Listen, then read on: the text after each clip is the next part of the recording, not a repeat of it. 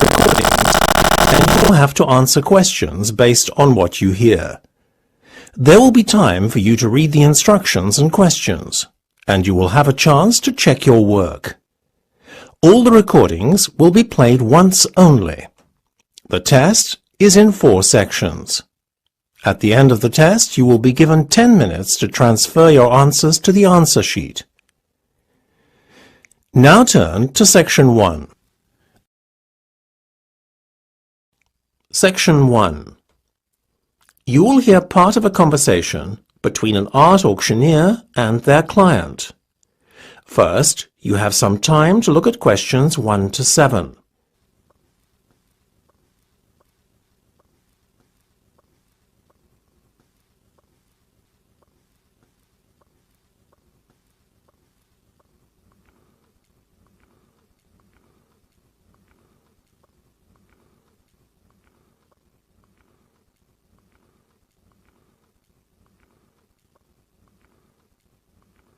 You will see that there is an example that has been done for you. On this occasion only, the conversation relating to this will be played first. Good afternoon, madam.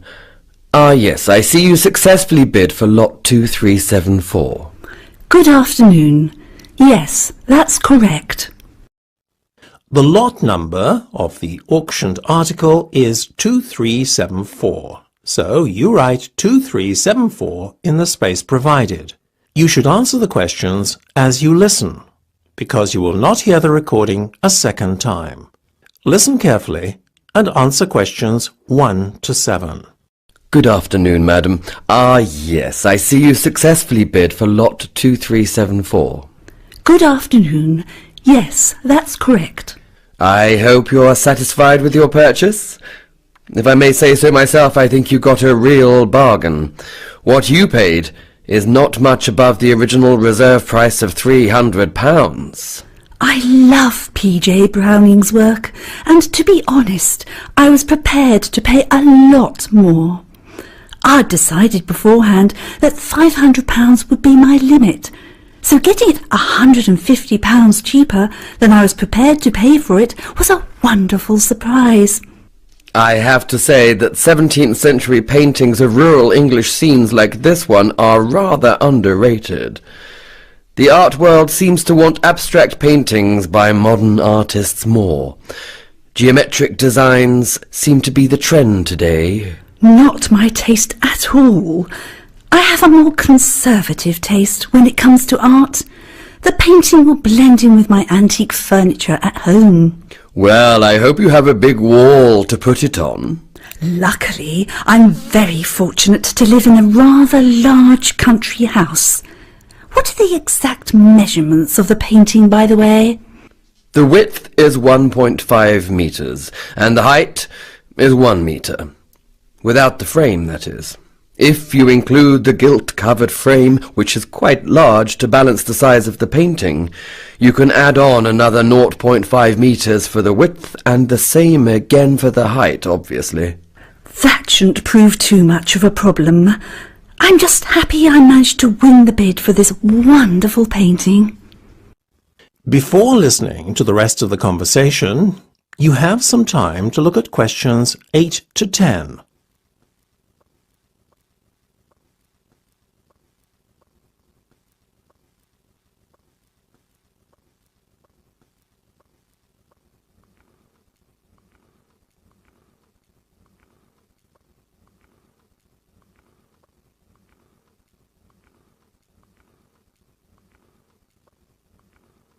Now listen and answer questions 8 to 10.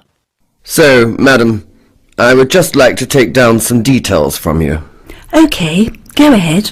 I recognise your face as you've attended several of our auctions before, but I can't put a name to your face. Could you remind me of your name, please? Oh yes, it's Mrs. Bradwell Thompson. It's a double-barrelled surname, so you need a hyphen in between the two surnames, you see. So that's spelt B-R-A-D-W-E-L-L,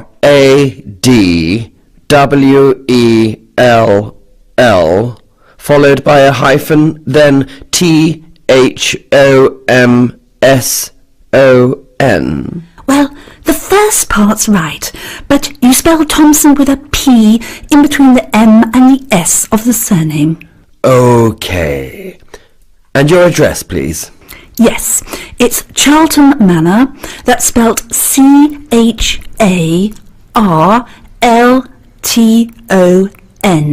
And I live in Kingston Village.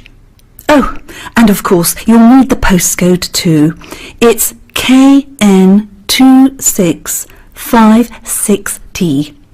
Sorry, did you say KM2656T? No, it's KN, not an M, then 2656T. Well, thank you, Mrs. Bradwell Thompson. I think that's just about everything. Oh, and I need to know when you would like the painting delivered. We deliver on Tuesdays and Fridays, the week following an auction. Well, I'm having a long weekend break in the Cotswolds, a charming area of England, you know, so this coming Friday would be impossible. How about next Tuesday? No problem at all, madam. So that'll be the 23rd of March. Superb, thank you. Not at all, madam. It was a pleasure doing business with you. That's the end of section 1. You have half a minute to check your answers.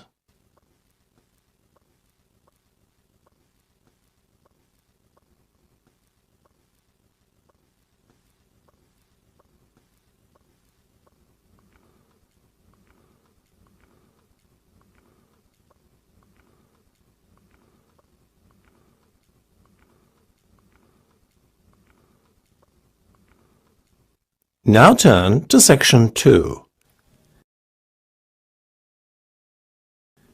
Section 2. You will hear the curator of an art museum talking to a group of visitors who are visiting the museum for the first time. First, you will have time to look at questions 11 to 15.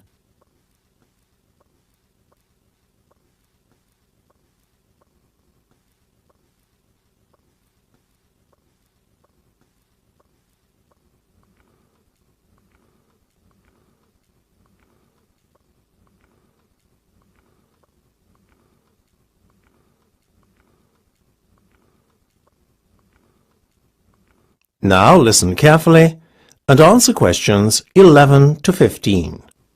A very good afternoon to you all, ladies and gentlemen. I'm glad you've chosen to visit the prestigious Triton Museum of Art today, and I'll look forward to showing you around. But first I would just like you to refer to the maps of the museum that you picked up on your way in. Now, where you picked up your maps is just to the left, as you enter the building outside the museum store. By the way, the store is a great place to pick up some souvenirs before you leave. Oh, and if anyone wants to leave a coat in the cloakroom, then please feel free to do so at no extra charge. It's just over there on the other side of the entrance to the museum store. Okay, so this nice spacious area we're now standing in is the Rotunda. It contains some of the museum's most striking sculptures. From here, you gain access to all the museum. Leading off from the Rotunda are the Warburton Gallery and our other large gallery that houses a permanent art collection. We'll be starting our tour actually in the Permanent Collection Gallery, as it's the nearest of the two galleries to the entrance. We'll make our way afterwards to the other gallery I mentioned, as it's right next door. Oh, the smaller room behind the Warburton Gallery that you see on your maps is just a storage space for the museum, and access is blocked off to the public by a railing across the entrance to that area. So now, where were we? Ah, yes. After we visited those galleries, which will take us a good hour as there are so many interesting exhibits to see, we'll make our way back across the Rotunda and visit the Cowl Room. It's right at the far end of the museum, on the opposite side of the Rotunda to the Warburton and Permanent Collection Galleries. It's one of the museum highlights and contains some high-quality contemporary art exhibits. Oh, I'm so sorry. I forgot to point out the ladies' and gents' toilets earlier. They're just before you get to the cowl room and are adjacent to the museum's store. Don't go into the room opposite the toilets. That's our staff room area and kitchen. Right, so that's all you need to know for the moment. Let's begin the tour. Before you hear the rest of the discussion, you have some time to look at questions 16 to 20.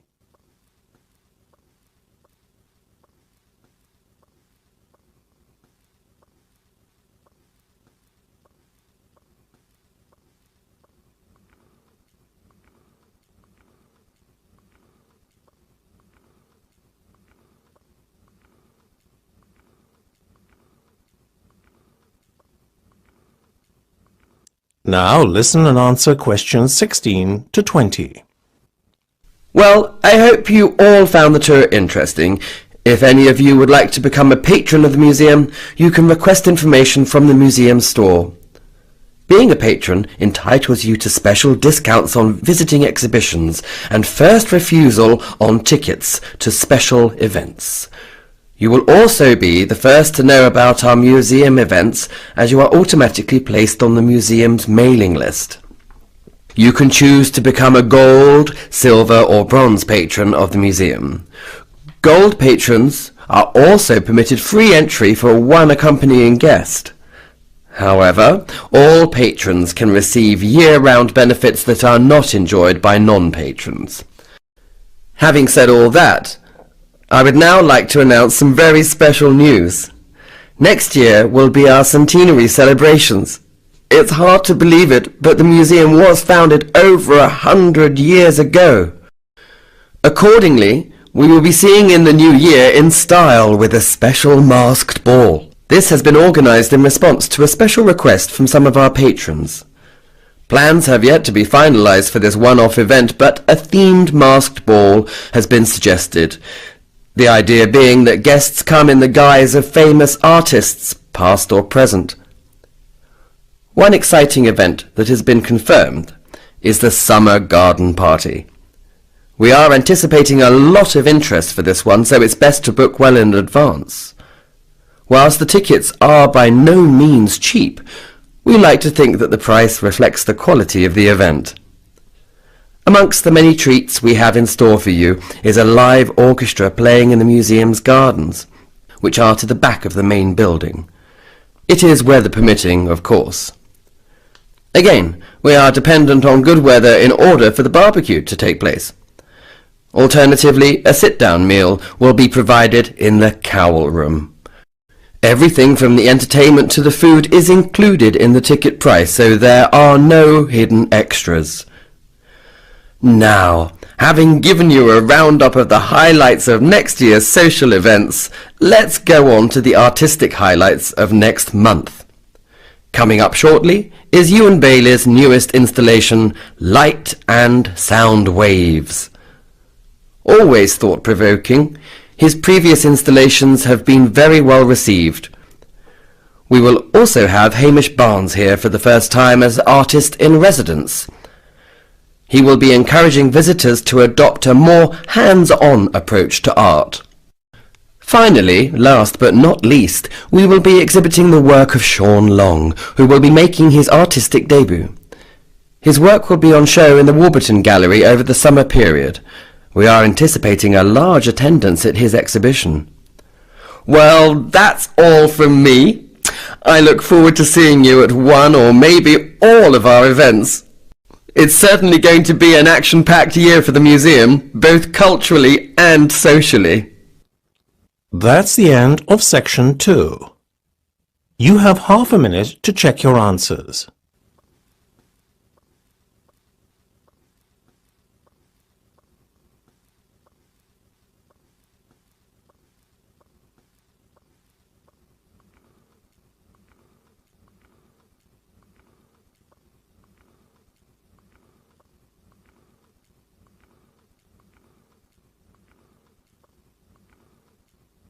Now turn to section 3.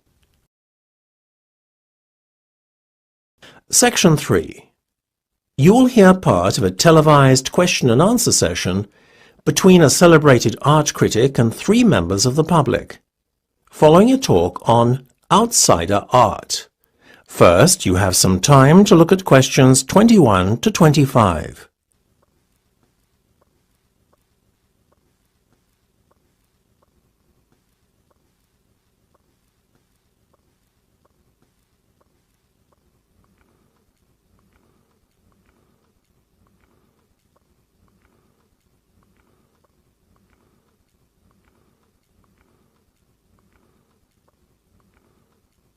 Now listen carefully and answer questions 21 to 25. I think I've said enough, so now it's the turn of the audience. Would anyone like to start the ball rolling and comment on anything I said earlier in my talk? That young gentleman over there. Hi, my name's Jake, and I've got a question for you. You referred to outsider art as being the work of self-taught rather than trained or professional artists. Does that mean anyone can produce art, then? Well, what we define as art will always remain subjective, but given that we can agree more or less on a common perception of what is actually art, then yes, anyone in theory can produce art. The challenge, though, is to produce good art. Excuse me, may I ask a question, please? Yes, of course. Would you like to introduce yourself to the audience? Sure, my name's Lucy. So, Lucy, what would you like to ask? Don't you think that untrained artists lack the necessary technique to produce good art? I felt that some of the paintings by outsider artists that you showed us earlier were, to be honest, rather crude. I think you're confusing technique with art here. A great technique doesn't guarantee great art, you know. But I think impressive art can still be produced by gifted artists lacking in what are accepted as basic art skills. OK. Can I have another question from a member of the audience, please? Hi, I've got a question. Oh, my name's Dave, by the way. I just wanted to ask how many outsider artists were or are recognised in their lifetime? Relatively few. The exceptions are the ones who create particularly monumental or significant works of art, like Nekshan's sculpture garden in India or Ferdinand Cheval's fantastic building, the Palace Ideal. Both, as you know, were created purely from recycled materials. Yeah, they were pretty amazing. I remember them from the slides you showed earlier. But what impresses people most is not so much the sheer scale of these buildings and sculptures as the work involved. These artists built their works single-handedly over many years and, more to the point, in total secret, as they lacked planning permission. That adds to the romance of the whole undertaking, don't you think? Well, their work certainly impressed me. Yes, outsider art certainly produces work that is one of a kind. Before you hear the rest of the discussion, you have some time to look at questions 26 to 30.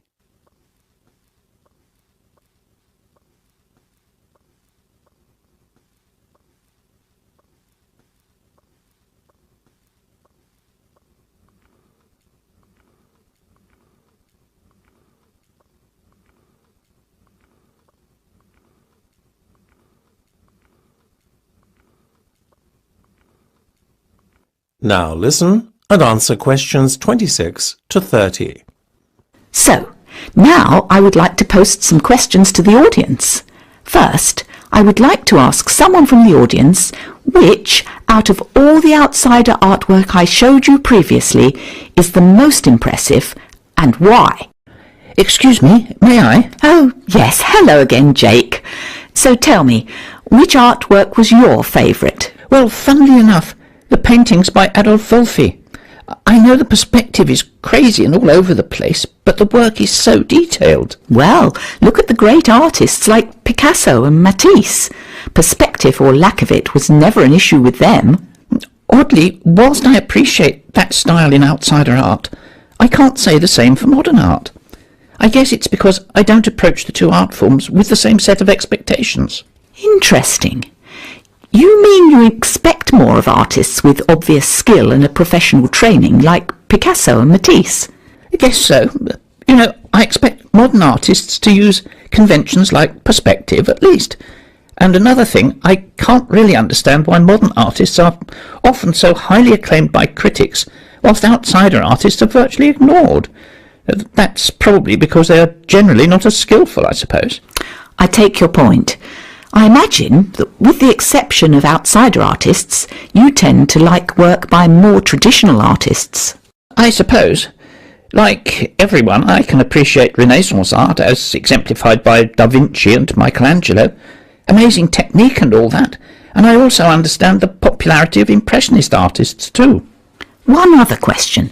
What's your opinion of modern sculpture? Do you have the same opinion of modern sculpture as you do of modern painting? I think all sculptors have to be pretty skilled to work with materials like metal and stone, so I admire them in a way.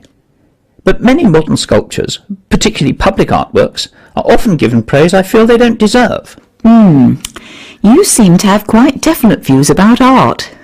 Well, it was most interesting hearing your views. That's the end of section 3. You have half a minute to check your answers.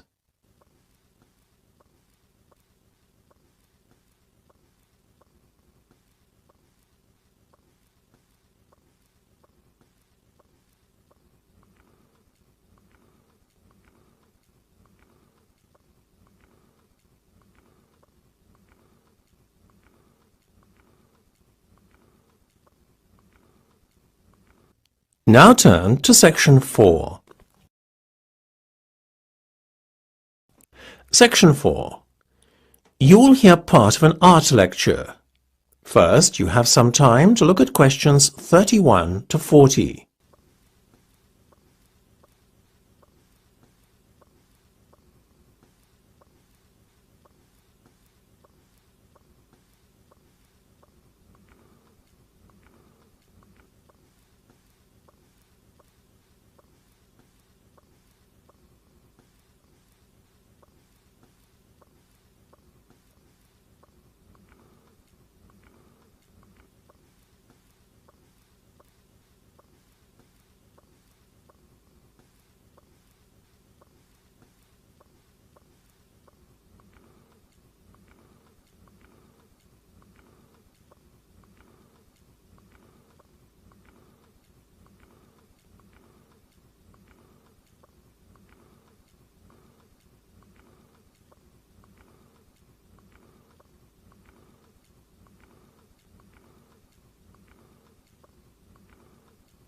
Now listen carefully and answer questions 31 to 40. I have just shown you all some slides of a very varied set of paintings. I noticed, as I was showing the slides, a few giggles in the audience and a few looks of dismay. I guess entitling my lecture Unconventional Art Geniuses was a bit misleading. When most of you were looking at the frankly basic colour use and rather primitive painting techniques, you probably were more than a little surprised. Well, I have a shock for you all. What I'm about to tell you next will help you understand the title of my lecture. All the slides I showed you previously are of artworks made by, wait for it, animals. Yes, I heard a few gasps in the audience when I said that. Whilst the artwork would be definitely primitive by human standards, when you consider that the artworks were executed by animals, then, well, they are frankly staggering. Nor were the artworks purely the work of our closest relatives, the apes. No, they were produced by animal artists drawn from a diverse pool of species, ranging from elephants to gorillas, birds and even sloths. In fact, in recognition of this, last year, London's Grant Museum of Zoology staged what organisers thought was the first interspecies show of paintings by animals. In the show, art was shown from an orangutan, a gorilla and an elephant. Whilst the gorilla and the orangutan produced works that bore a resemblance to the paintings of modern artists de Kooning and Klein, the elephant's work took a more figurative approach in the rendering of a flower pot. Now, before you all go thinking this is a revolutionary discovery, I would like to put the record straight. The contribution animals can make to the art world was highlighted as far back as the 1950s.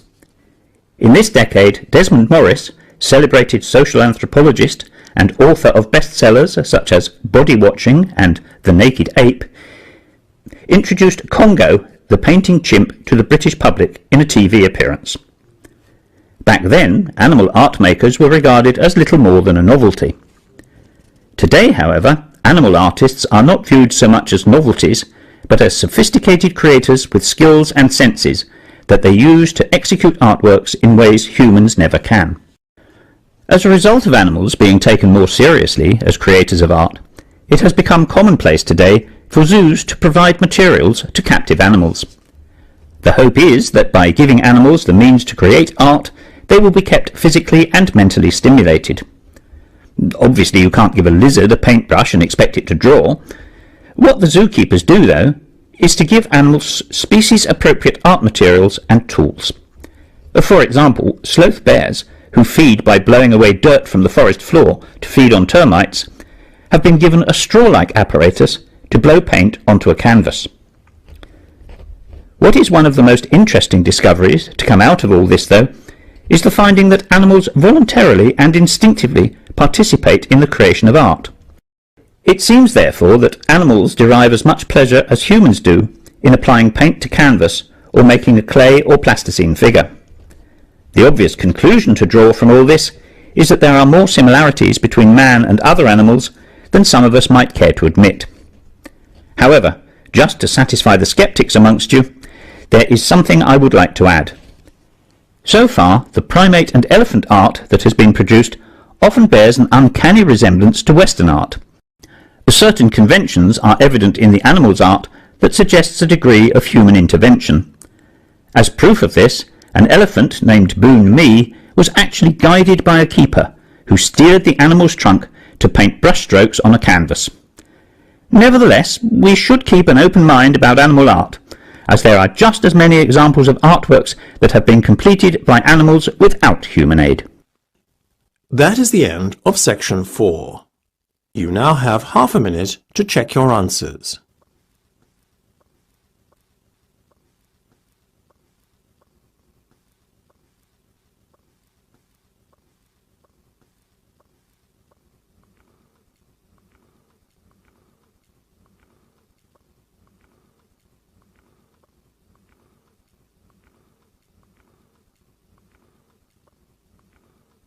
That is the end of the listening test. You now have 10 minutes to transfer your answers to the listening answer sheet.